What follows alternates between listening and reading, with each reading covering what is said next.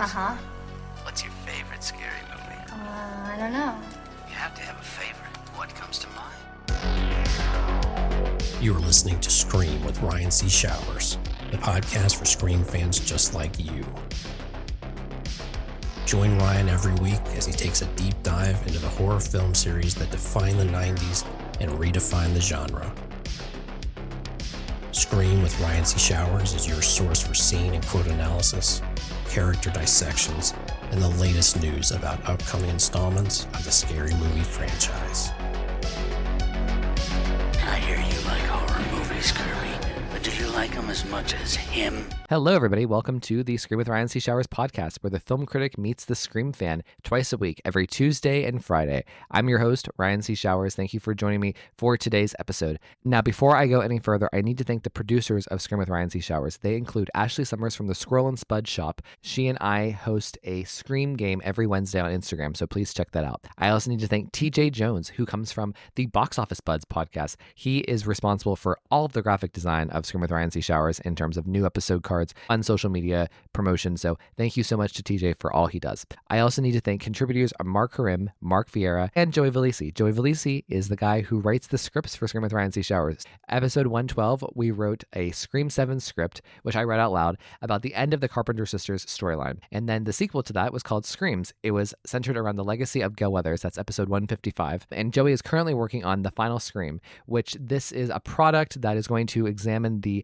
relationship, the marriage of Mark and Sydney. Unlike the real Scream 7, this will feature Mark Kincaid as Sydney's husband, and she won't have a teenage daughter. Both of her daughters will be young, so it'll be much different than the real Scream 7 we're going to get. But that is going to be coming to the podcast late summer, early fall, so please tune in for that. I need to thank everybody over at Patreon. Thank you to everybody who subscribes to the Patreon at any and every tier. I'm an independent entity, so any bit of support that comes into the Patreon goes back into the podcast. Joining the Patreon gets you ad-free and early access to every episode, as well as the opportunity to join the community of the show. We have group chats across social media. In particular, Instagram is really the hub of the podcast community. More importantly, joining the Patreon is the vessel in which you would use to come onto the podcast, either in a one-on-one situation with me or a small panel. In addition, there's a guaranteed invite every month to a big group Zoom recording about a Scream topic. An exciting feature of the podcast is the audio commentary episodes. Every Scream fan knows what it was like listening to Wes Craven do the audio commentaries for the original trilogy and Scream 4, with Marianne Maddalena and Kevin Williamson and Patrick Lussier. And what I'm trying to do for my Patreon subscribers is I am going to be performing an audio commentary of a Scream or a Scream-related movie, one per month, every month. And my goal is to try to approach these as I'm doing deep analytical analysis about the characters, about the themes, about just general reaction. So it's something that I'm really proud of and I hope continues to be a cherished part of the podcast. So the commentary is available as a normal podcast episode for anybody to listen to like they would any other podcast, but it will also be available as a video watch along. So everybody, please go over to Patreon, subscribe to Scream with RCS. I would be eternally grateful. So I need to go through and thank everybody over at Patreon who is subscribed as a stab investor or a daddy/mama Ghostface. So the daddy/mama Ghostface of the Patreon are Carrie Tenney, Brett Janovich, Corey Wilson, and Stevie Shears. The stab investors include Allie, Mark Karim, Tamika Jones, David D., Garrison Nichols, Gustavo Mora, Jess Mariano, Joey Nobarini, aka The Vault, Josh Calamari, Josh Carr, Scream Queens podcast, both Josh and Justine, The Horror Project podcast, Justin Weir, Kevin Abner, Mark Vieira, PWO5, aka Philip Douglas, Quentin Harrison, and Sam Levy. I also need to welcome a new Patreon member, Casey. Casey, thank you so much for subscribing.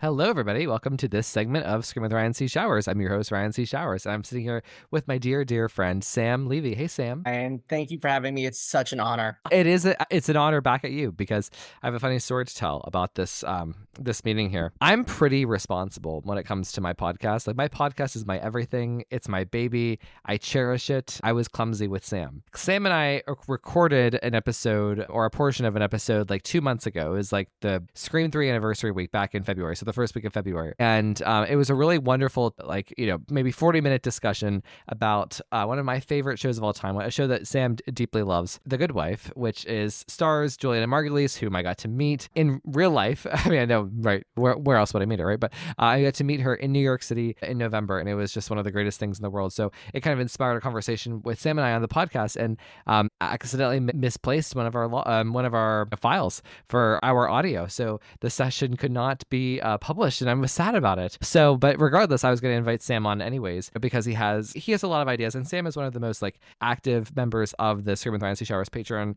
community. I mean, he's really wonderful in terms of like the chat in every day, and like, but also he comes to every Zoom. He is such a team player. So we're going to do this like a very special episode with Sam right now. We're going to talk about his philosophy about Scream.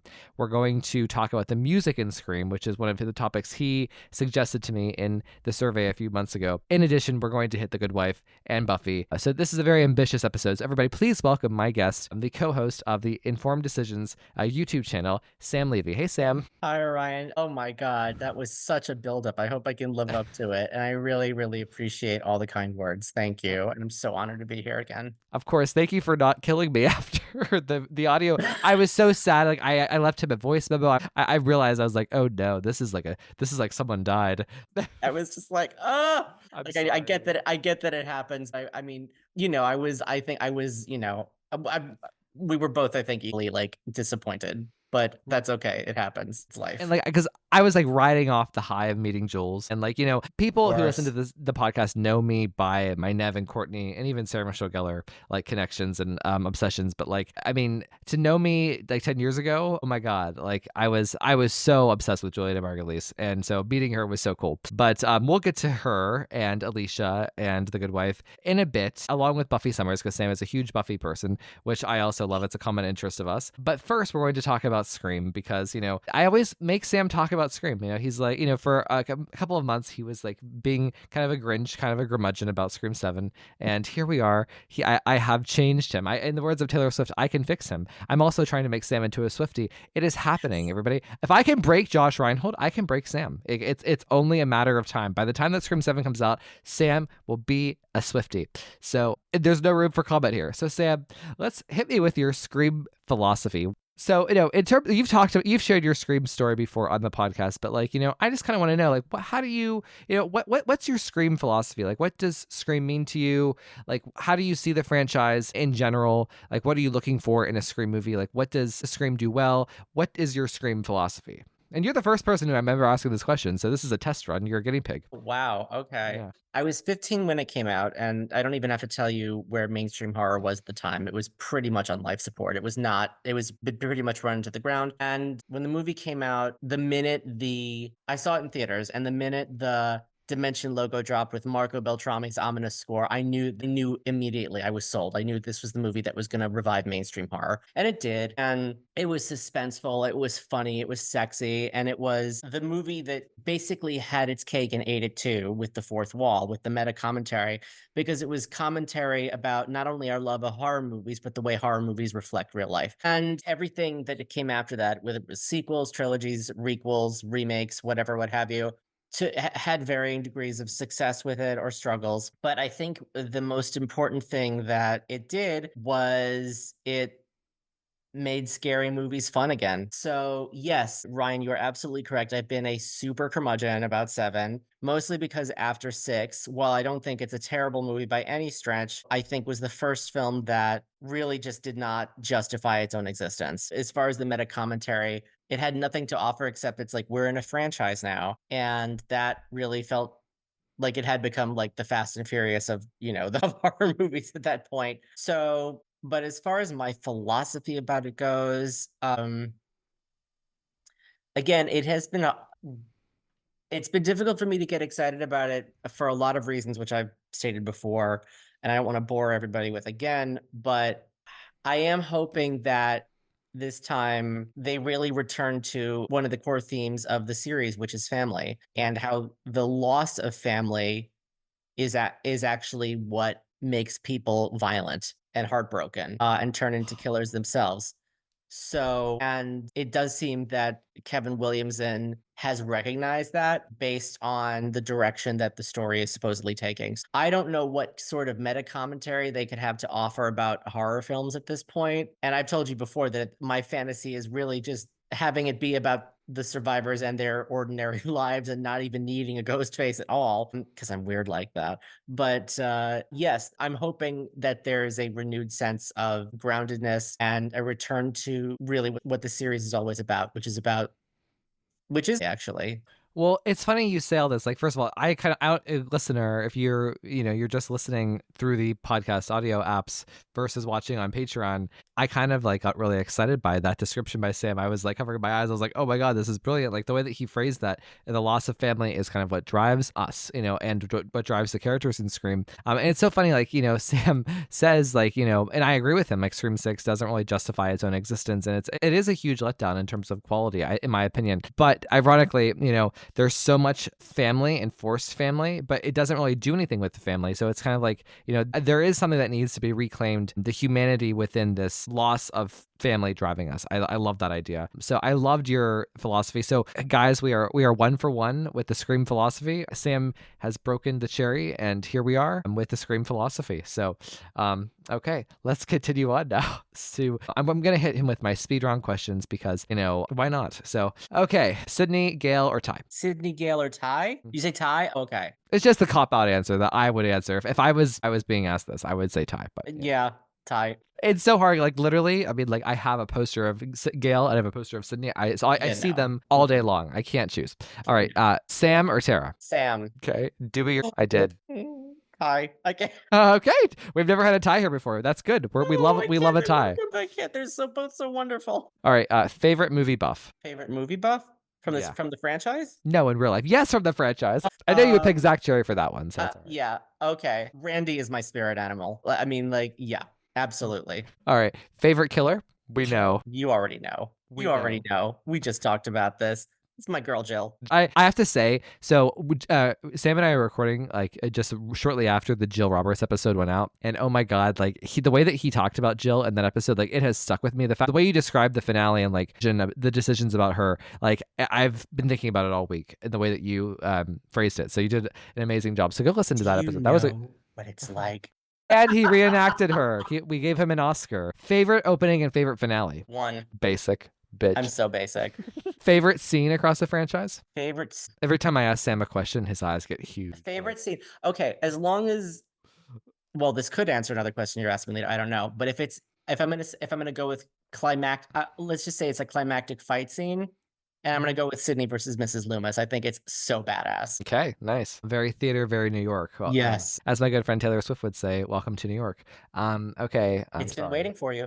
I'm so sorry. I'm awful. Favorite kill or death? Favorite killer death? Kill or death? Favorite death scene of anything? While I am generally not one to cheer on people dying in movies, because I think that it's not something I would really like to do in real life, I will admit that I absolutely cheered when Amber burst into flames. Love it. I mean, it's a great death. I love that. It scene as is. well. Favorite supporting role across the franchise? AKA no trio, no carpenters. No trio, okay. Well, actually, a few people came to mind. First, instinctively, I thought it was Joel. Then I thought, well, Kirby counts because she's not a trio or a carpenter, and I absolutely adore how Hayden Panettiere rescued that character from, ensuring her death in 4. But then I thought, I have to throw some love to Jennifer Jolie. I have to. She's just fabulous and makes 3 so much fun. Love it. Love it. All right.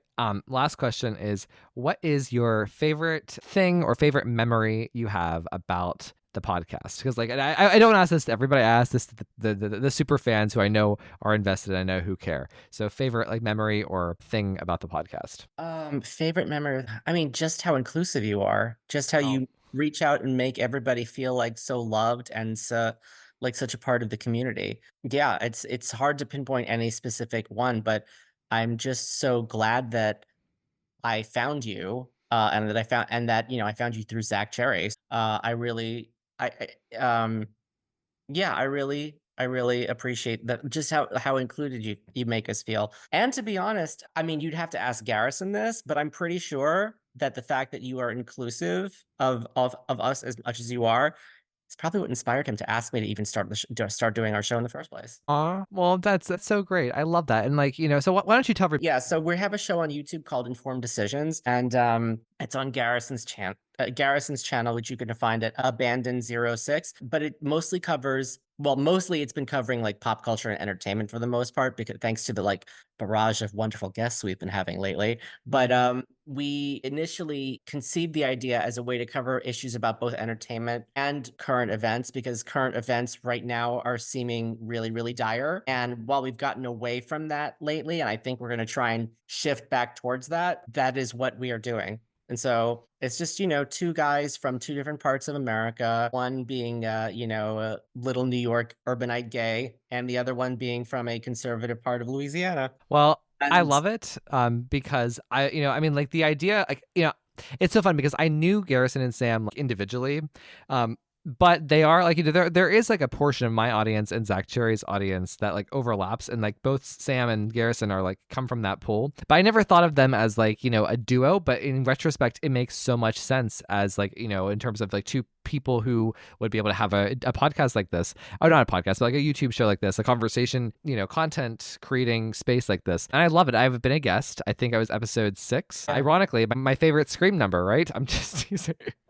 But no, it was, we had a really good conversation. It was very personal and very vulnerable. And like, I actually think about like our conversation, often like, just like some of the things that we got into. It was a really cool thing. So I love you guys, and always happy to have you guys around. So, okay, Sam. Okay, so I'm a Taylor Swift person. We know this. We love this. We embrace this. Absolutely. Ashley is somewhere in Canada. Mark Vieira is somewhere, in California. Sarah somewhere in Australia, where our Swiftie senses are buzzing.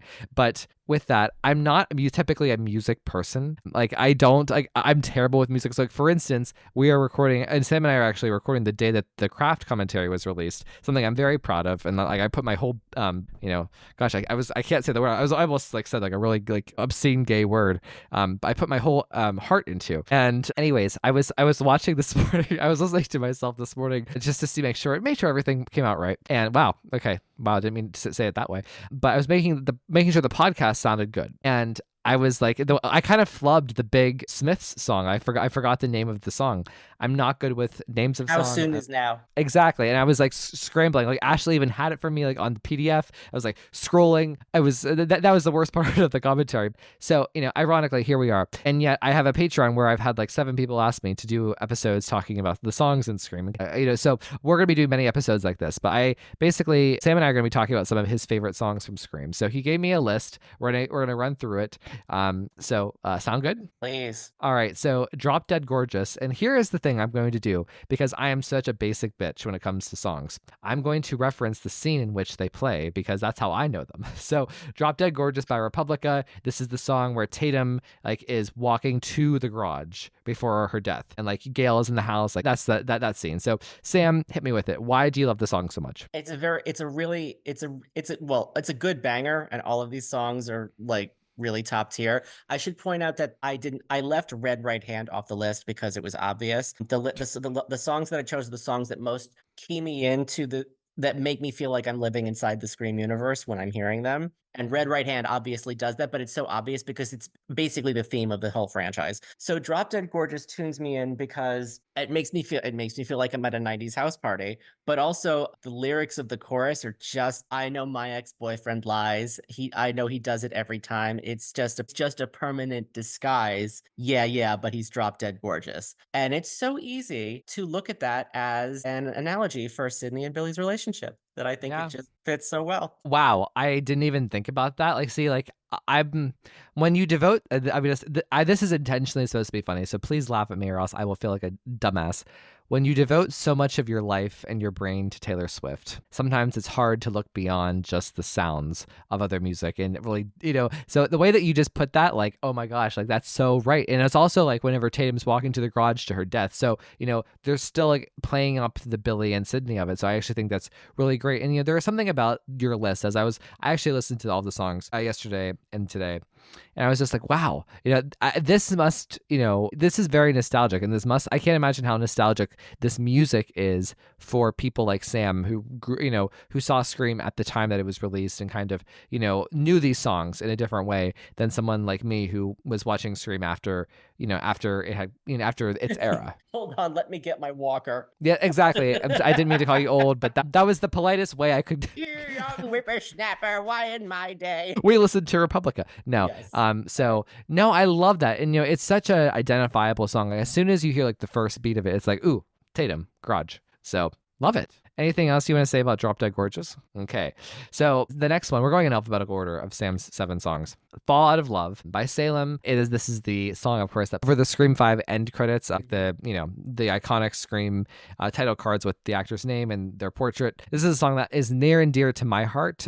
I think that it's such a wonderful choice for the end credits for many reasons. But Sam, hit me with it. No, I agree. I mean, I agree with you on that, and I think that it just really tunes me into the emotional roller coaster that I had just experienced as a film, and the exact notes that play during the song's climax, I think, are pretty much happening as they're going over the Legacy Trio's cast photos. And it's just such a hit of sadness for Dewey's loss, but just hope for Sydney's survival and future with her family, and hope that Gail will be able to somehow recover from that incredible loss. And unfortunately, that's not the direction that they chose to go. But that being said, I actually don't hold Gail's emotional state in 6 against her because I think it made sense. I just don't like the fact that they used it for a cheap redo of the punch scene in 1. But that being said, I also don't hold Halloween Resurrection against H2O. So there you go. Fair enough. And that's actually very, very generous of you against both of those films. So I just want to, what Sam referenced, it's the first 2/3 of the song are so fun. It's such an upbeat, you can't help but just get captured in and sucked in by the fast pace, the energy, and the chorus of the song. And then when it gets to the bridge, I guess, or the ending, and we go over, first Courtney Cox, David Arquette, and Neve Campbell. It's so emotional, and the song slows down and just becomes very cerebral, I think, in a way, but still having those notes of rock and roll from the first half. And I just want to read off the lyrics here. So, scream the words that they used as they pulled you apart, and that's when we see Gail. And then trace the steps to the place where they know you buried your heart. That's when we see Dewey. And then then we see Neve Campbell scream the words that they use as they pulled you apart again. But it's so cool. Neve comes on the screen just as the word scream is sung. And I don't know why, but I tear up every time I see this part of the credits, and specifically Neve, that's when the tears just gush. Even though I know it's coming, there's just something that it evokes. Yeah. And that warm smile on her face too. And yeah, I know. All right. Anything else about Fall Out of Love? No. First, Cool Hive. This is the Scream 1 ending, Gail reporting into the sunset. Or sunrise. Yeah, I don't think I've seen too many lists of favorite songs from the Scream franchise on anywhere on the web. I don't see. I find it hard to find anyone who would not put this in their top 3. I could be listen. Everyone's different, but first of all, Moby is just such an electronica genius, and if you listen to any of his stuff, he was more or less his go-to soundtrack guy. Any one of his tracks you could put on, it would just be such a mood evocation of whatever they wanted to put in. And this tune is just so haunting, and it just immediately makes you feel like you're standing right outside 261 Turner Lane watching the sunrise. Wait, put it. It does. It's weirdly I love conclusivity in Scream movies, and I don't think Scream 1, the way that it ends, it's not the perfect bow, in the way that Scream 3 is, or even Scream 5 is, but this feels like such a perfect fitting ending to it. It's so beautiful. It's I love it. So, and as soon as you hear it's just so recognizable too. It just feels like it completely belongs. So okay, so She's Always in My Hair by D'Angelo. And I didn't know the song by the name, but I knew it as soon as I heard the first, a couple strings. I was like, this is the Scream 2 opening. So, Sam, what are your thoughts? Cover songs usually don't live up to the original, and this is one of those rare ones where I feel like it's an improvement on the original. And that may be just because I've heard this one first. And it's also could be sacrilege to feel that way because the original is by Prince, who was just like one of the foremost musical geniuses of like the 20th century. But Prince did have several B-sides, and this is one of them that were ended up being covered by artists that were just hit like harder. And it's D'Angelo. So the song is just sexy as hell. And it's just such a mood booster. And it just like you feel like you're grooving, and it's just a really awesome, like funky listen. It's just a hot song, and I love it so much. No, I do too. And it fits the Scream 2 opening of them standing outside waiting to go into the movie theater so well. I don't know, like, the music supervisors for the original trilogy were just really fire. I wish I had deeper analysis other than that, but Yes. it's the perfect song for that. Yeah. Okay, and we started with the opening of Scream 2. Now let's end with the ending of Scream 2, which is She Said, Collective Soul. And of course, this is the song that was chosen to be the last song where we see Sydney walking away, distraught. I mean, she's a survivor, she's a victor, but she's walking away holding Derek's necklace. She's obviously been through hell, and the camera pans up and we see her, in the grass, walking, into an empty void as the camera pans up. So, Sam, what are your thoughts? I mean, the irony of this song, which sounds so uplifting to be played at that time when Sydney is just walking outside after having survived yet another killing spree, but she's literally lost, like, again, all of her friends. It's just, I mean, it's hard to think of another musical drop that just so drops you into the emotional state of what's happening in the movie and makes you feel like you're reliving it as you're experiencing as you listen to it. Again, it's a perfect song choice. It's so uplifting, and it just seems so ironic, and it just makes you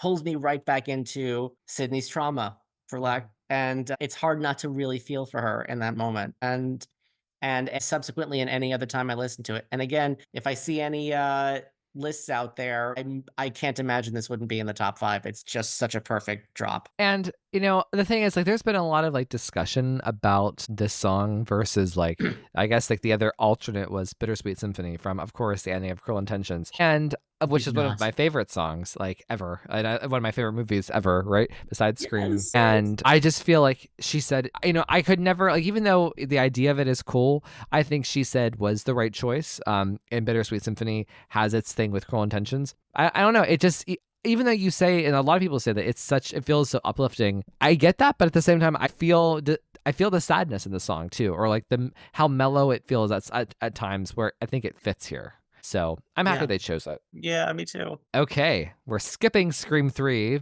in typical Sam. Sorry. I'm sorry. It's no offense to you. It's okay. And we're going to Scream 4 now, which is Something to Die For by The Sounds. And this is whenever, of course, like we just leave Jenny and Marnie, we get the title card, and then it's Sydney driving up with Allison Brie, Rebecca, and she walks up to the bookstore where she sees her books and she sees the ghost faces all over town. And this is, we are in the Scream 4 weeks. This is the Scream, like I've been very Scream 4-ish this week, and I love Something to Die For. I love Bad Karma. I do love the songs from Scream 4, which, a lot of people are a bit harsh on them, but I think this one is universally loved.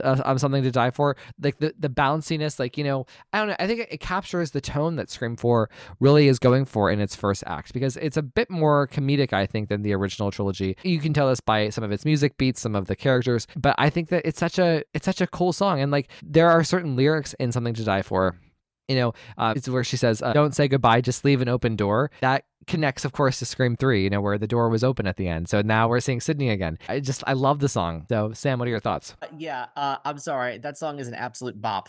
And I remember in the theater as we were watching it for the first time, as soon as this song came on and the chorus starts going on, I literally turned to next to my friend, and she was like headbanging like this. Like it pumped us up. It was just like we're ready for this. We're ready for the new Scream film. It had been 11 years, and we were like, it was just like it was such a rush. And yeah, again, some of the lyrics worked really well. Yeah, it's interesting. Didn't Parts of Scream 4 are comedic, but it's interesting that you say that because I didn't think that it was initially attempting to be more comedic. I thought initially, as soon as we saw the knife come, as soon as like Jenny was screaming as Ghost was hovering over her, and I remember my brother like is sitting next to me, like cringing, like it was just really like a feeling like, oh my god, Ghostface is back. Like that was really like that was the feeling that I got of it. But I do understand like why the people like why you might think it was comedic. Scream 4 honestly kind of feels like it suffers from attention to like ADHD. And that I do get why that's kind of why it's kind of feels like comic at times. Yeah. Well, I just feel like, with both of the stop openings, there is an element of camp Yes. to both of That them. I get. Yes, that I understand. And Yes. like Gail is very campy. This is her funniest performance, I think. Rebecca is so cynical and like Yes. campy. Like Judy has a little bit is camp. So I just think that the song is the right choice for like the vibe Yes. of the movie in terms of even like Jill, like like you said, use the word bop, and there's a Scream 4 is kind of a bop, like so. I think that this is a great song for it. Yes. All right, and we're ending with Youth of America by Bird Brain, and this is so interesting. This is the song, of course, when they are going into Stumacher's house. We see Kenny drop his food wrapper on the ground out of the van before they proceed on. So, Sam, do you say a prayer for the youth of America? Yes, I do. And it's such an iconic jam from the franchise. I mean, no matter where you place one in your ranking, yeah, I always think of this. I always think of the entire franchise when I think of this song. And the lyrics are just so, I can't stand this anymore. All the dead kids lying at your door, and you don't hear a word they're telling you. I mean, look, if that isn't like a metaphor for the slasher genre as a whole, and it really, yeah, if that isn't a metaphor for the franchise as a whole and the slasher genre in general, I don't know what is. And again, it's just such a banger, and it always just feels like you're pulling into the party and you're hearing Randy go, "Yeah!" Taters here. Hate it. Yeah. Yeah. So, the thing about Youth of America that always strikes me every time I watch Scream 1 is like the few lines of like, the lyrics that are emphasized. It just feels like Wes Craven is actually, he's putting a question out there, or like, he's putting a statement out there. It's say a prayer for the youth of America, like God bless the youth of America, like, and his movie is about two teenagers who kill their girlfriends and like who are kind of getting off to this, and like leading into then Jill, all those years later, there's like a through line there. And I just think that every time I hear this song in the movie, it just makes me feel like it's coming directly from Wes, like he's saying something, You think so you had a shitty boyfriend, Sydney? doesn't even make you famous. Okay, well, Sam, that was really fun. I think I'm going to use this structure for the other people who want to talk about music, because like I think this was great. So Sam, you're breaking like a bunch of like barriers today. Scream philosophy, music, we love it. So It's hard being a trailblazer. It's a lot of work. oh my gosh, Jill Roberts said the same thing. Okay, It's my girl.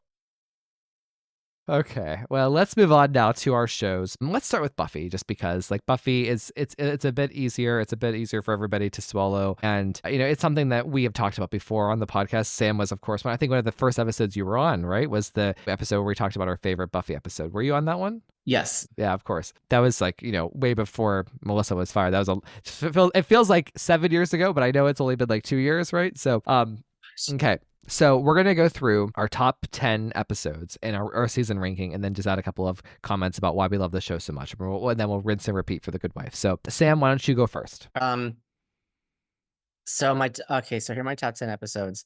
Okay. Number 10 is Fool for Love.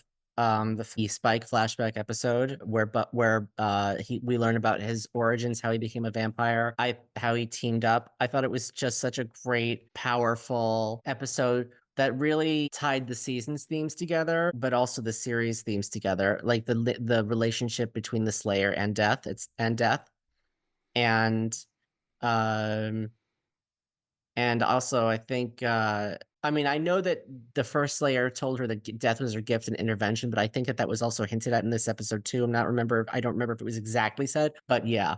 I love your explanation. It's like I always like this episode, but like people always put it in their top 10, and I have never really put it in mine like that high. But the way you just described it, like, oh my gosh, he's right, that it really sets up. Yeah. So. Honestly, it kills me that it kills me that Earshot is like literally just outside my top 10 because like I love that episode so effing much. Like no, seriously. I could like it's like I could quote that episode all day. But but if I'm being honest, like it's just outside my top 10. Number 9 is Selfless, which is it is the season 7 episode, and the reason I included it is because mainly because also again it ties episodes of the themes of the season and the series into one big punch, which is it's an episode that seems like it's not really important in terms of like the plot arc for the season, but it's really about it really articulates the themes of the Slayer really feeling alone and isolated from everyone else, even her friends who have helped her. And the fact that there's only her, it's like she is the ultimate decider as to who gets to live and who gets to die in the fight against evil.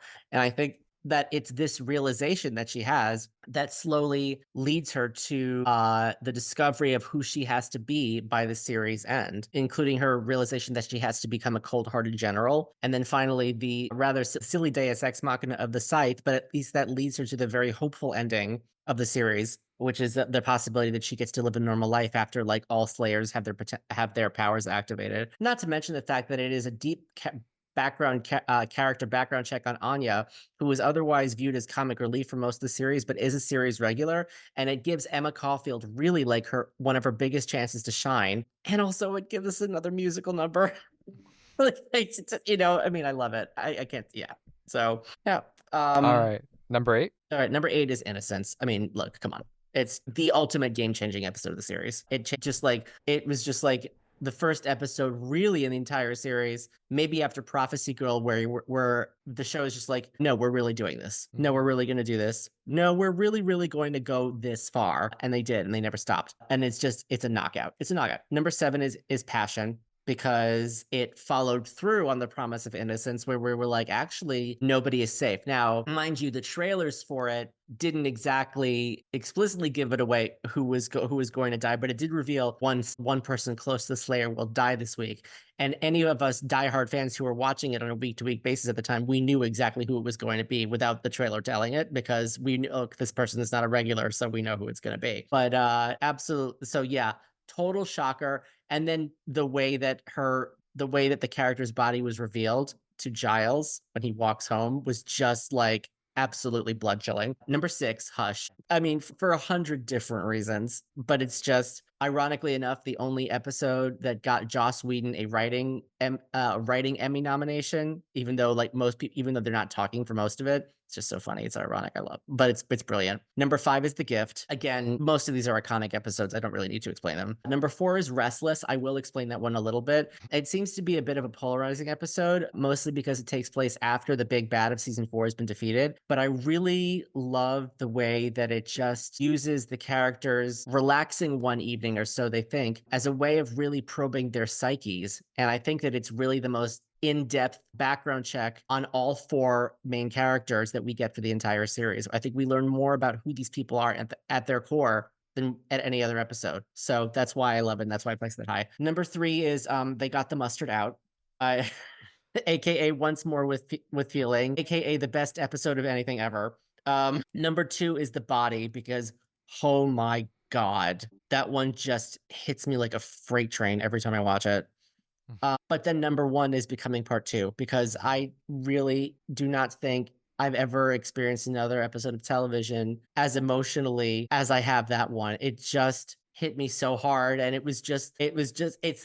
it's Joss Whedon, as problematic and as creepy as he is. I think one said something to the effect of like, really great television is not about giving people what they want, it's about giving people what they need. And when Willow is able to restore Angel's soul after all the damage has been done, and you think like, oh my God, they actually could have their happy ending, and then it's like, oh no, it's too late because the portal to hell is open, and then Buffy realizes what she has to do, and this is after she's already been kicked out of her mom's house, and then Sarah McLachlan comes on the TV screen, you're like, and I'm just like, I'm actually welling up just thinking about it. Yeah, it's just so brilliant. It's just I love it so much. It's just, it's everything I want. It's everything I needed. So yeah.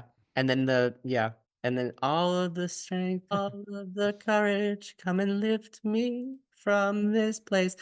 So I love your top 10 because we have a lot actually we don't have so many that overlap, which I like, but also a lot of the ones you mentioned I can't fit on my top 10. That would be like in my top 20. Like for instance, it. I used to be like the biggest Restless person. It used to be like my number 5 episode, and it's fallen out of my top 10 just as time has gone on.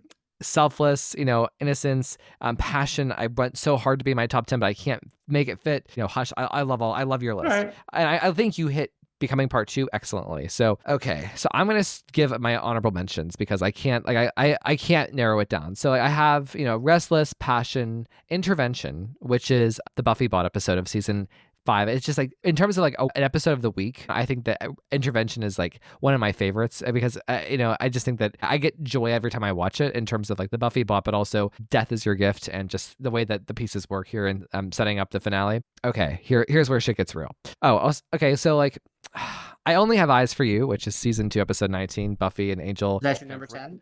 This is number 11. They get to reenact like this murder scene on the eve of the Sadie Hawkins dance. So amazing. Like just for that, the finale alone. Oh my God. Love that episode. All right, here we go. Number 10. Who Are You? Where Sarah Michelle Gellar gets to play Faith and Eliza Dushku gets to play Buffy. Beautiful exercise for both of the actresses, but also what the Freaky Friday switch does to develop both Faith and Buffy is pretty astounding. Number 9 is Dead Things, which it's a very, very dark episode. It's a very controversial episode. It's one of, I think it may be Sarah Michelle Gellar's greatest performance. That's again, a lot of, hot takes here, but I love Dead Things. I think it's so effective. Number 8 is Earshot. Sam mentioned it. It's, in terms of the episode of the week, I know I just said that about Intervention, but Earshot is that because it's also kind of a standalone episode. It is a gorgeous, fun, thoughtful episode. It has like one of the greatest concepts in the show, I think. Number 7 is Villains. I'm a huge Dark Willow person, and this is like such a ride for her. So I love the entire Dark Willow arc. If I could fit all 3 of them in here, I would. Number 6, I have Chosen. I love a finale, and I think Chosen hits everything, hits all of the notes it needs to. Like, there's a reason why I haven't really wanted a Buffy reboot is because Chosen does it so well. And then we get into the top 5. Number 5, I have Grave, the season 6 finale. Again, Dark Willow, but also the Buffy arc, the Buffy moment with Dawn in the ground. It's incredible stuff. Number 4, I have The Gift. Buffy's death, I think, is the saddest death of all time of any character in any medium. At number 3, I have Normal Again, which I love a Buffy-centric episode, let alone something as experimental as this. And I think for a lot of for me, Joyce's speech to Buffy at the end of this helped me immensely growing up. And I still cry even just thinking about it. So number 2, I have Becoming Part 2. I just copy and paste what Sam said. And number 1, I have Once More with Feeling. I'm a sucker for the musical. So I'm going to go first with my season ranking, if that's okay. Then we'll hand it over to Sam. Yeah. So seasons, I have 6, 2, 3, 7, 5, 4, 1. But honestly, it's really tough for me after 6 and 2. After that, it's just like they're all so equally great. So Sam, what about you? Okay, so 1 is last for me. And I would like to point out after this, I've graded all the episodes and tallied up the scores up for each season. The scores for 2 and 6, 3 and 5, and 4 and 7 for me are literally, there's a half a point of difference. So when I say that my ranking is 5, 3, 2, 6, 7, 4, 1, please keep in mind that, again, it's a half a point between 5 and 3, half a point between 2 and 6, and half a point between 7 and 4, and then a big distance for 1. But there's distances between those pairings that I mentioned, but they're like literally so close they could almost be interchangeable. But just if I'm being like really strict and technical, that would be my ultimate ranking: 5, 3, 7, 5, 3, 2, 6, 7, 4, 1.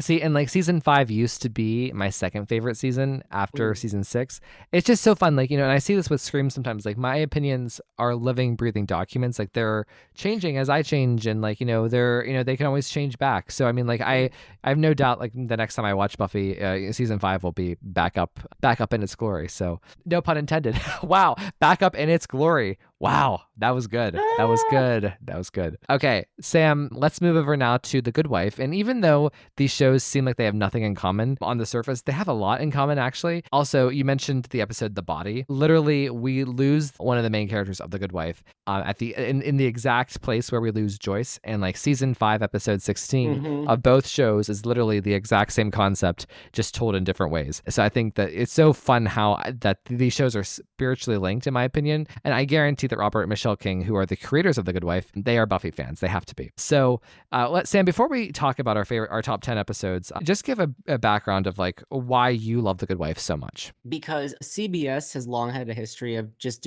doing basic procedural shows, and it seems to be meat and potatoes, and it seems to be a formula that a lot of people love. That's fine. If The Good Wife was just a case of the week episode, even one as intelligent as it is, it wouldn't appeal to me that much, but it's got multiple things going on, which I appreciate. First off, as being inspired by a real life scandal, the Elliot Spitzer scandal, The Good Wife takes off from the premise that, this politician's wife has to re-enter the workforce to support her family after her husband is, sent off to jail for political scandals, including a sex scandal, which was humiliating. And what I love about it is that, so number one, it does do the case of the week that she has to try and win as a attorney working in a private firm, but it also deals with her having to also reevaluate her life and reshift her priorities as in terms of both how her relationship with her husband and also how she has to be a mom to her kids. And the show does give us time to meet her children, meet the issues that she has with not only her husband Peter, but also I didn't even mention a character's name. It's the iconic Alicia Florrick, played by Juliana Margulies, who is Ryan's new best friend. So Alicia has to navigate that tension, the issues in her own family with her gay brother, who she loves but is a bit of a flake, and then her mom, who she loves but is also a bit of a flake and even more problematic. And then there's also her husband's mother, who's even more problematic. So we're dealing with that on many levels. So we're dealing with her arguing a case of the week, trying to be a wife and also a mother to her children. But then also we're dealing with the machinations and intrigue of working at a private law firm. And I find that actually at times to be even more intriguing, especially during season 4, when there seems to be a bit of a slump and the series is trying to find its like groove again and try to figure out like what to go in a new direction to go. But it's really just so that there's the constant fascination between those three different layers. And it does really get interesting. And I think that one of the best representations of this actually is not even necessarily Alicia, because she mostly gets to stay on track for most of the series in terms of her place in the firm. But actually Carrie is what I find really intriguing, because he's another junior associate who's hired in the same class as Alicia into the private law firm, not to be mentioned being played by the adorable Matt Shukri. So in the first season they're vying for the one slot who's going to get it, and when Alicia gets it, Carrie loses his job, has to go work for somebody else. He ends up working for the new state attorney. So then he becomes like an antagonist for Alicia and her firm. And then for various reasons, he ends up losing that job as well with a new incoming administration. And then he gets rehired. So it's just kind of like it's like a bouncing back and forth. And so I oftentimes find even more sympathy towards Carrie, because even though he is really unscrupulous and has no problem being the sleazeball to get ahead at times, he's also doesn't have the connections that Alicia has, and he's also really in a situation where his future is frequently up in the air, and he has to like go and fight to stay above water at times. So I find his struggle really fascinating too. Well, so it's interesting because what Sam just described is kind of like the revolving door of The Good Wife, and why it's so intriguing is this idea of like loyalties changing or like roles changing of people, and like one day somebody is your competitor or your ally, and then the next day they're your antagonist, and like they're so it's a very political show. It's a show about moral as told through the gray lens and like the nuances of morality, and how, I mean, Robert Mitchell King would tell you that it's about the arc of the show is that the victim becomes the victimizer, and kind of the sacrifices that you make along the way of gaining great strength and great purpose, and being able to stand on your own 2 feet. And I find that to be very moving. And like, this show for me, it was so important to me growing up because like, while like I definitely occupied like Scream and Buffy were like my shows as I was like, in junior high school and high school, and like they were my things, right? And like in terms of media. And then like when I got to college, that's whenever like The Good Wife really captured my imagination, and it became such a prominent thing in my life. Like my week revolved around like Sunday nights at 9 o'clock. And plus I was learning about myself. I was learning about political issues. I was learning about like, feminism in general, and just like the dynamics of the world, and kind of growing into myself on an ideological front. And so as I was in college, learning all these things about myself, I was also watching The Good Wife, and it was like the best companion I could have had in that time of my life, in terms of like the college Ryan, and then like the little bit after, before Scream kind of became my big thing again. And I love it dearly. It's my favorite show besides Buffy. They're probably neck and neck right there. Alicia,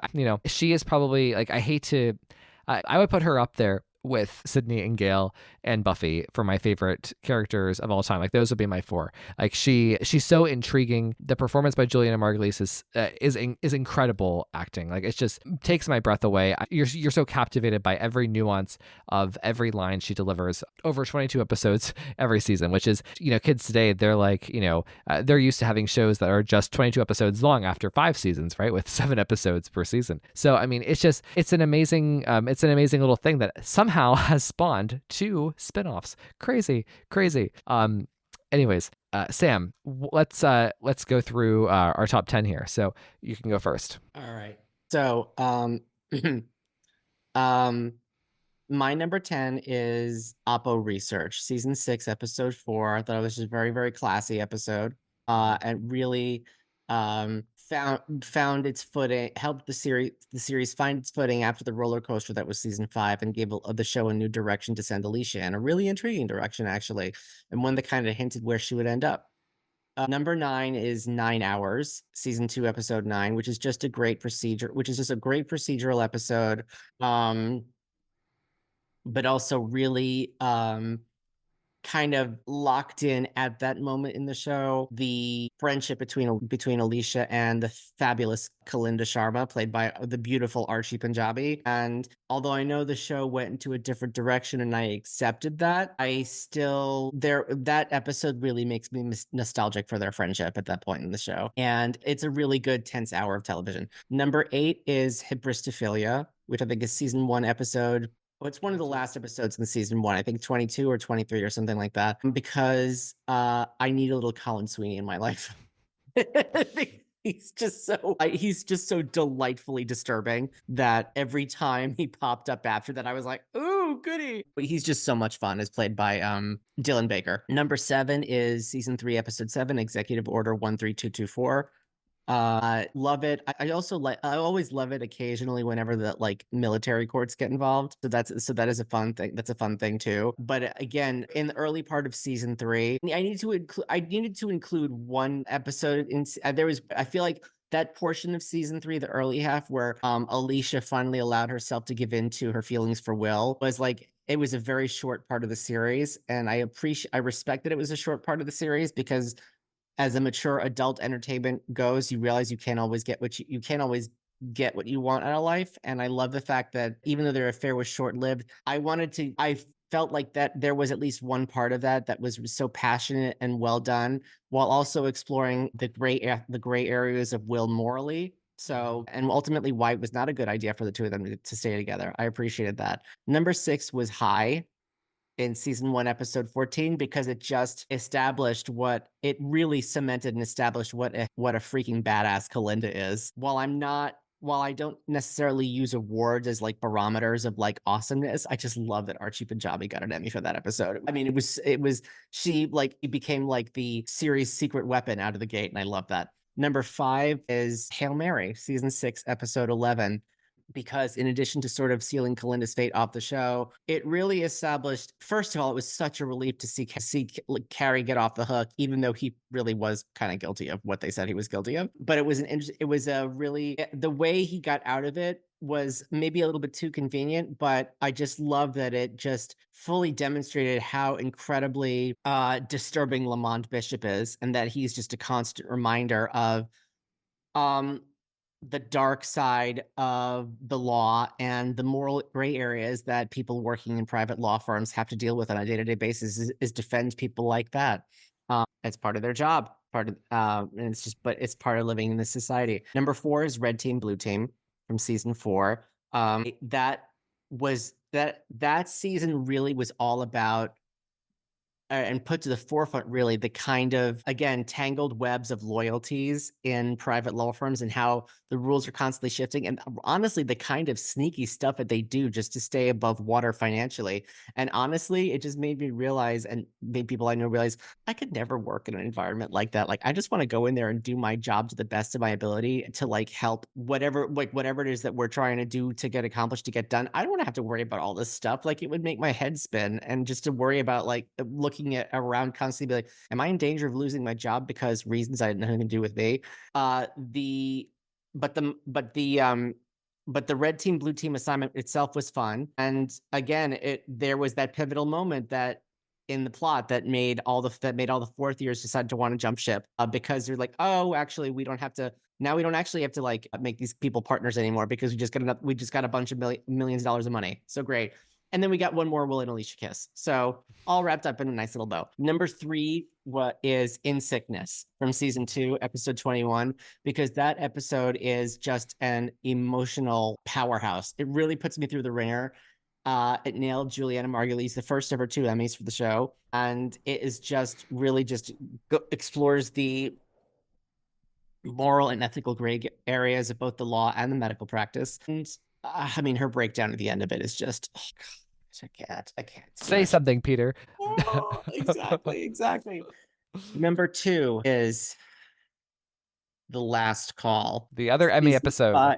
Juliana Margot's other Emmy episode, season 5, episode 16, the episode in the aftermath of Will Gardner's tragic death and how it ripples through the entire show, how it affects everybody. Everyone is devastated by it. Like to the point where even the people who hate each other and are constantly fighting with each other just drop all of it to like give solace. Even David Lee, of all people, just stopped in and just told Alicia how sorry he was. Mind you, they resumed hating each other and trying to like screw each other over immediately after that. And unfortunately, it's true of life. That is also true of life too, that deaths of people you know will have a tendency to make people drop barriers for brief periods of time and make you realize like, oh my God, all this stuff that we were fighting about isn't important. We just have to try to love each other and remember who we are. And then unfortunately, a sad fact of life is that shortly after that, we go back to being who we are, because the experiences and the traumas that we've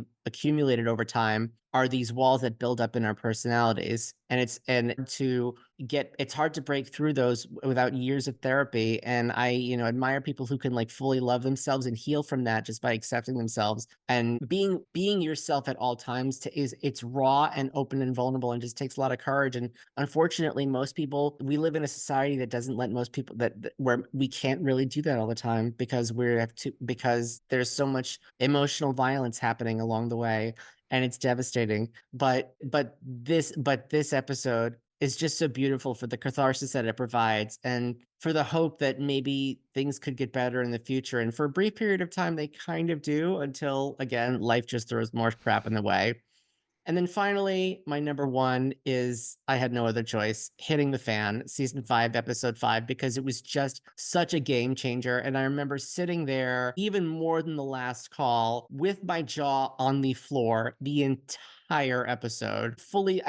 I think that episode is just so emblematic of why that entire season is, to me, one of the best seasons of television ever produced. It is a constant roller coaster ride. You never know where it's going. I never knew where it was going next. It is so rare to say that about a television show. Like, Michelle and Robert King planned it so beautifully. Like, they had, Josh Charles's decision to leave the show.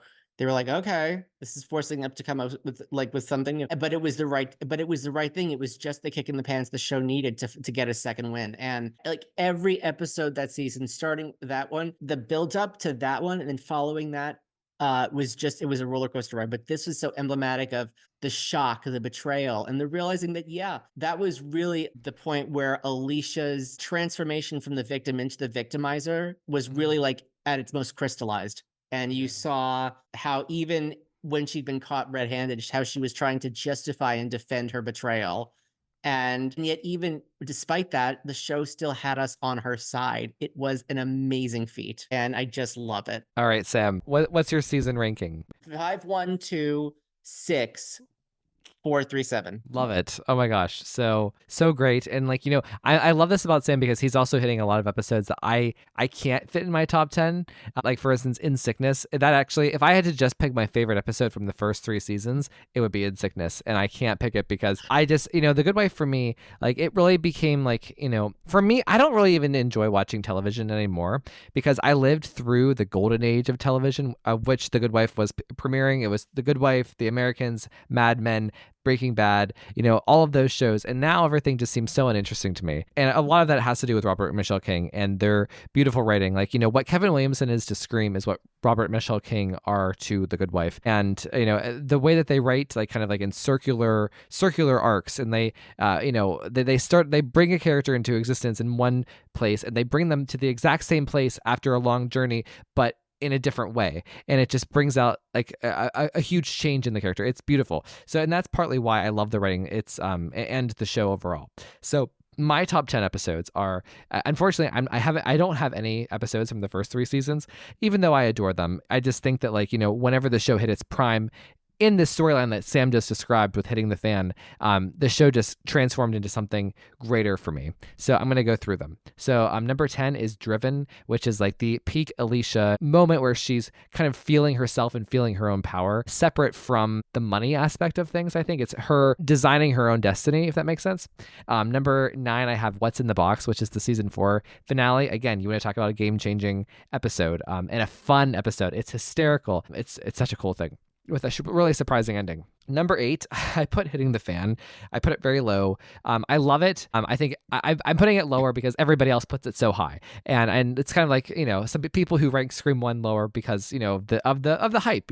So I just co-sign everything that Sam said. I remember the night I watched it, I was just like, wow, this is game changing. This is something completely wild. And the funny thing is, I don't even think that the Kings expected the show to blow up and have this second life. I think they were just telling the story as it naturally happened, and people just took notice of the quality of the show. So number 7, I have the series finale. It's called End, and it's a very controversial series finale, but I understand it. I understand every emotional beat that it hits, and I remember after it was over, I remember going to my sister's bedroom like maybe 15 minutes after it was over, and I just broke down in her arms. I'll never forget that. Like number 6, I have A Few Words, which is this very cool episode about Alicia kind of reflecting on her life before the show started. And they use first-person subjective perspective as she kind of writes this speech for this episode. And the other thing about The Good Wife is it taught me so much about film. Like I studied film in college, and I studied the Oscar films and like the award prestige movies.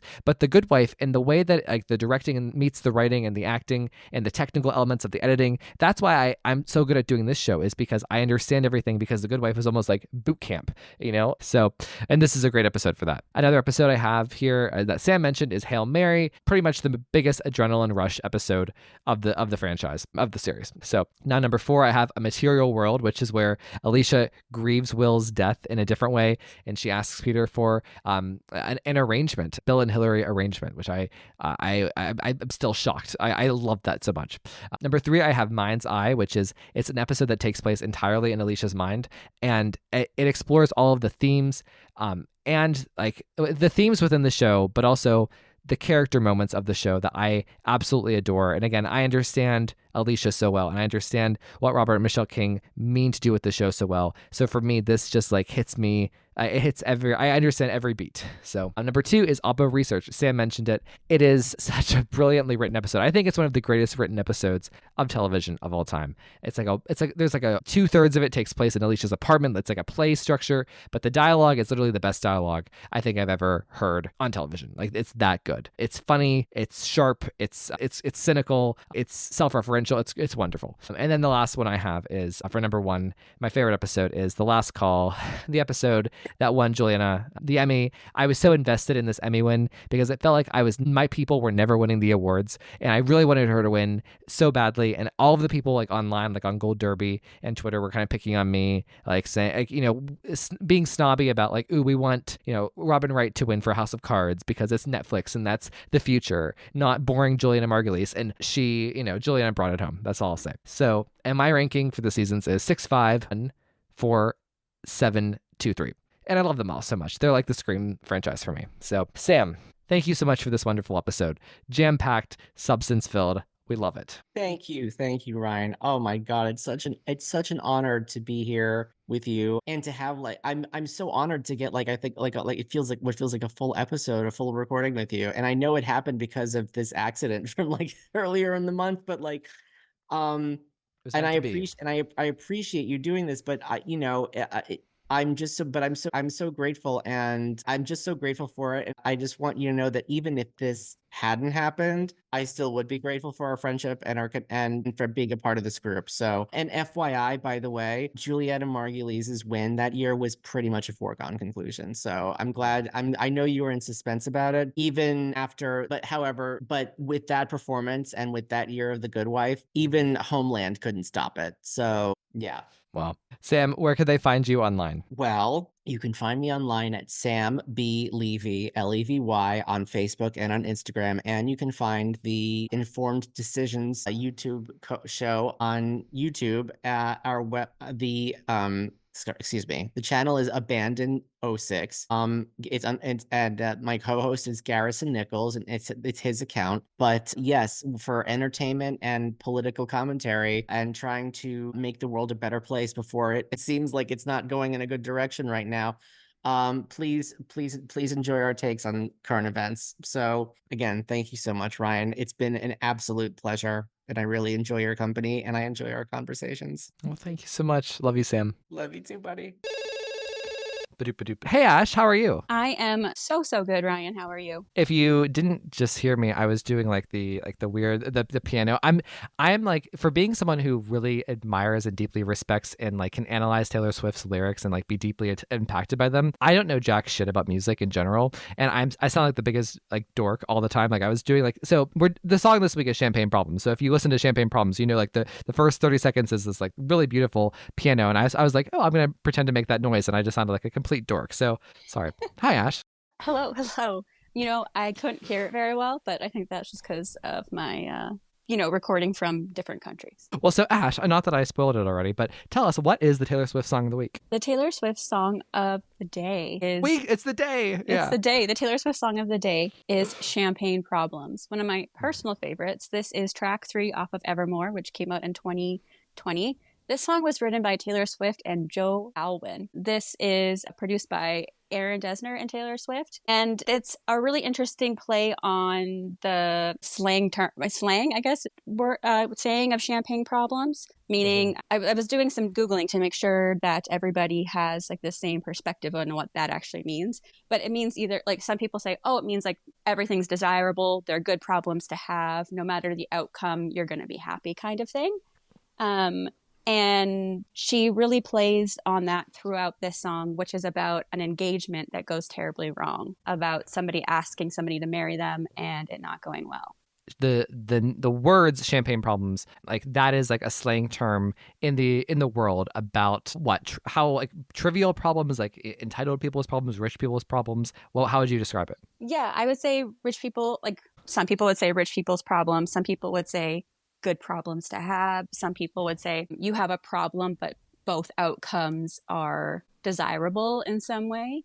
So kind of like this song is turning that on its head in a way by literally meaning like she's literally talking about a celebration where there's supposed to be champagne and now like everything goes wrong. And Right. so she's kind of using that in the way that it actually makes sense, but in a way that it doesn't, if that makes sense, in classic Taylor fashion. And one thing I remember when this song first came out, I was watching reactions to it on YouTube, and this man was like, she doesn't understand what champagne problems are. And I was just like, dude, you don't understand nuance and how like songwriting works. Like, I don't understand how you don't get it. And like the comments were just like, dude, how do you not understand that she's like the saying doesn't always have to mean what it means well in a song. Like it was like it's a little bit different than that.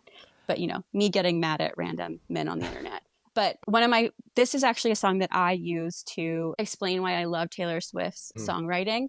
Because she says, your Midas touch on the Chevy door, November flush and your flannel cure. Like November flush and your flannel cure. That is literally just saying, I was cold and you gave me your jacket. And it's just like the most beautiful way to be able to like to say that.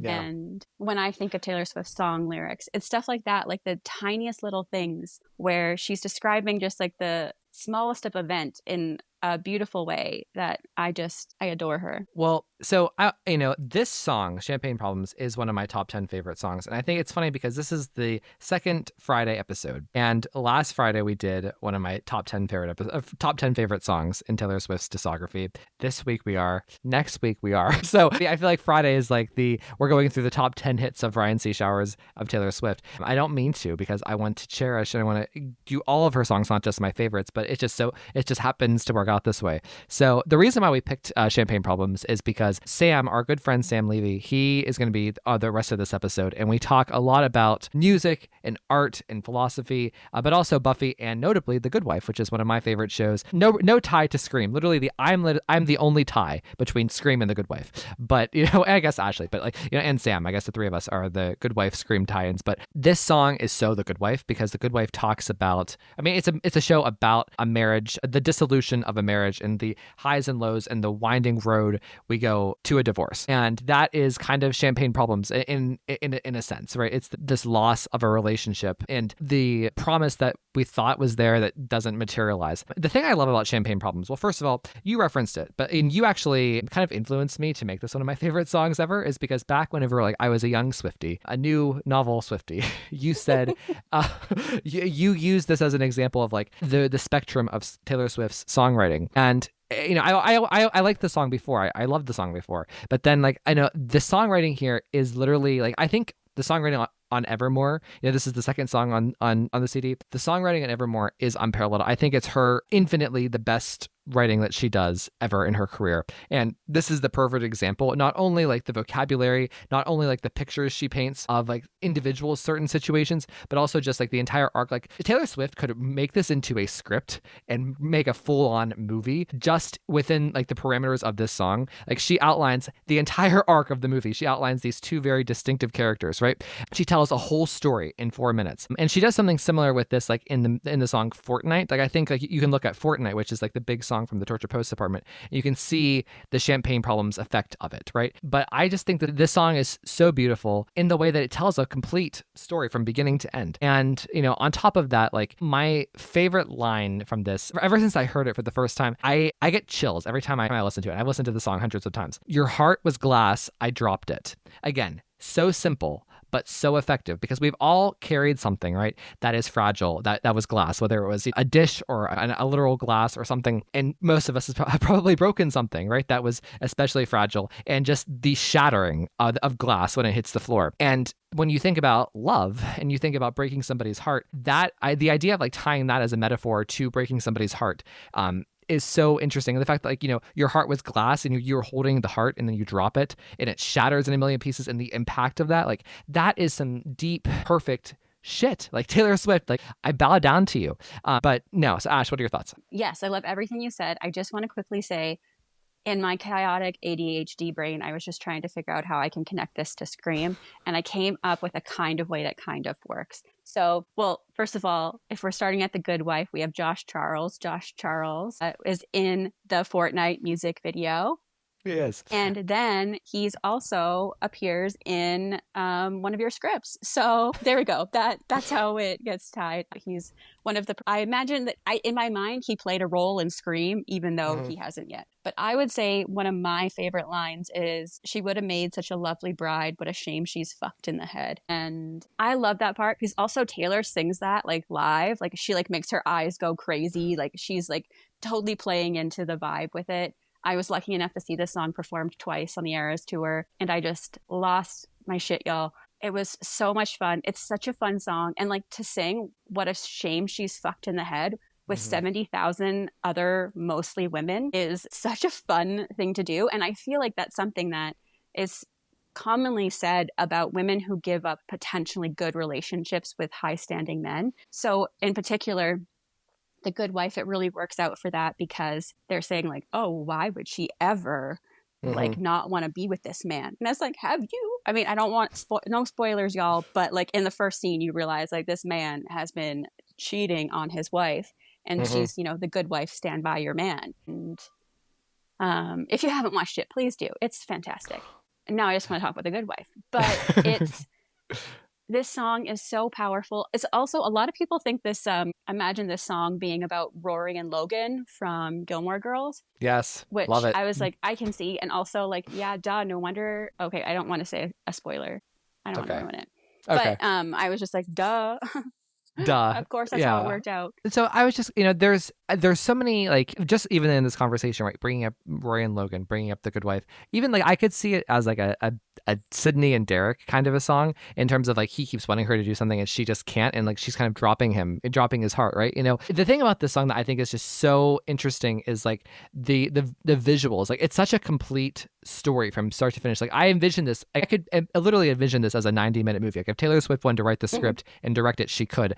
From like having the two main characters, the one, the guy who I think comes from a rich family, and he has an heirloom. His family is really into this idea of him mating, right? And him being with this girlfriend who's maybe has some mental illness, or just some anxiety or some kind of issue, right, that they deem as like lesser, right? But also him wanting to propose to her, him almost like feeling like, thinking that she would say yes, her denying that, I think you could really build out this into a full, I can envision the world, I can envision these characters, I can envision the emotions and what everything that's it's trying to do. No, I can completely picture it. And like, I imagine her running off and like ending up with like a Pedro Pascal type. Yeah. And I always like one of my favorite things about this song is like, what a shame she's fucked in the head. Obviously, to me, that's always alluded to this girl has been dealing with something, and I'm not sure exactly what that is. But also, it could just be like a girl being like, some like person being like, well, she's just crazy then, putting a label on somebody because of what they want in life and not wanting to buy into these quote unquote champagne problems of like this rich family and wanting to maybe venture off and do other things. Well, and like even like this idea, like can't you just imagine like if this was a movie, the opening scene would be the guy, right, riding on the train, heartbroken that he got rejected, and kind of back, going backwards and like kind of seeing the whole thing play out from, like having the ring, getting this party, having the champagne there, having his friends, and she says no, and then just the devastation.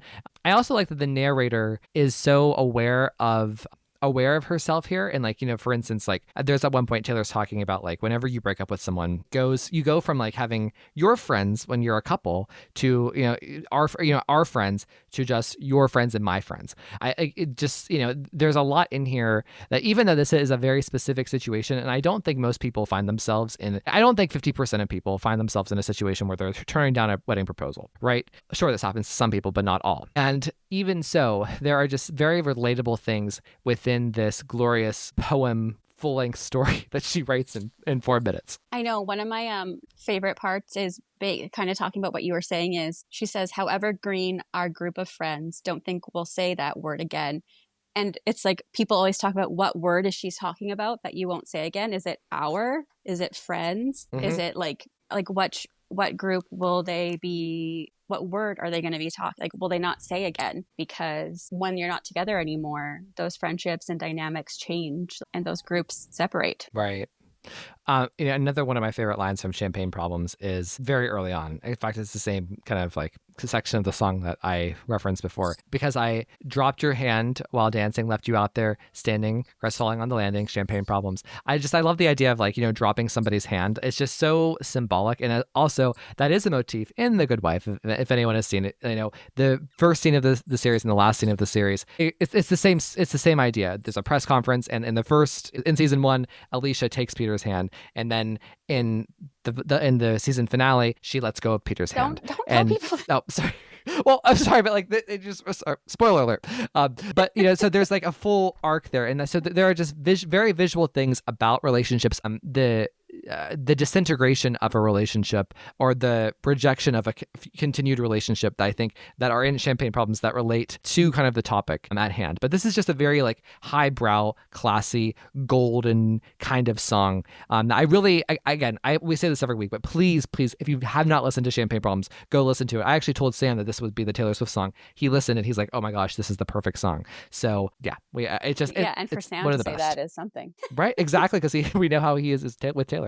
I also just want to give Christine Baranski a shout out, because I realized after Sam and I recorded that she did not get a reference whenever we talked about The Good Wife, and she is a huge part of it. Like, she is probably like arguably like the second main character of The Good Wife after Alicia, and she is somebody who the gays really love, and everybody loves, but she's a respected veteran within the industry, and she plays Diane Lockhart in The Good Wife, and she actually got her own spinoff show called The Good Fight, and it would be a shame for her to not get a shout out in this episode. So yeah. She is iconic. Like literally, and like some of the most incredible cheekbones that any human has ever required in life. I have no idea how her face is so gorgeous, and also like her talent is impeccable. But like for you to be able to play like this amazing, like tough lawyer, and then also be able to be in The Grinch and playing like a sexy who, Yeah. you have got talent. And I don't mean that with any sarcasm whatsoever. I mean that like with all the like love in the world. She's so incredibly talented. And, I got to meet Juliana Margulies, who plays the main character of The Good Wife, Alicia. The Good Wife was a huge thing for me growing up. Getting to meet Juliana Margulies was one of the best things of my life. So just wanted to throw that out there. So she is like, in my head, I sometimes visualize myself, how I see Ryan as Juliana Margulies. Like she's such a talented actress. I've loved her since like watching ER, and Ryan actually and I bonded. Well, I ended up like really loving listening to Ryan because he had mentioned The Good Wife, and I loved The Good Wife. I watched every episode while it was airing. Like my family literally got to we all watched the season finale together. So, if you guys haven't watched The Good Wife, I highly recommend it. It's a really fun watch, and there's like mystery, love, drama, hot guys, hot ladies. There's beautiful fashion. There's a lot of comedic elements that are so... Oh, and Matthew Lillard's in it. There we go. Yeah. Scream. Oh, yeah. I forgot he's in it. He has a guest star, a reoccurring multi-season He's got a reoccurring guest role, and his character is hilarious. So you guys, maybe have to watch like 50 episodes or maybe like 40 episodes till you get to him, but it's worth it. Oh my gosh. So, well, Ash, thank you for this little introduction. Everybody, please go listen to Champagne Problems. Like, your heart was glass, I dropped it. That should sell you right there. Go listen to it. You won't regret it. It's one of Taylor Swift's like top 10 best songs ever. So, all right, everybody, Ash, please go listen. Where can they find you? You can find me at Squirrel and Spud 9 on Instagram. There you'll find my Etsy store, which does have a really fun Champagne Problems sticker. Or you can there you'll also find Ryan and I are doing a Scream game puzzle of the week that we put on Instagram. So hopefully you guys can tune into that every Wednesday. And I love to see everybody's thoughts and answers, because sometimes they come up with stuff that I'm like, wait, that kind of works, even though that's not at all what I was going for. So everybody, please come and play the game with us. All copyrighted material used or referenced in this show belong to their rightful owners and made possible by the Fair Use Act. And number 3, never, ever, ever, under any circumstances say, I'll be right back. Because you won't be back. Get another beer, you want one? Yeah, sure. I'll be right back!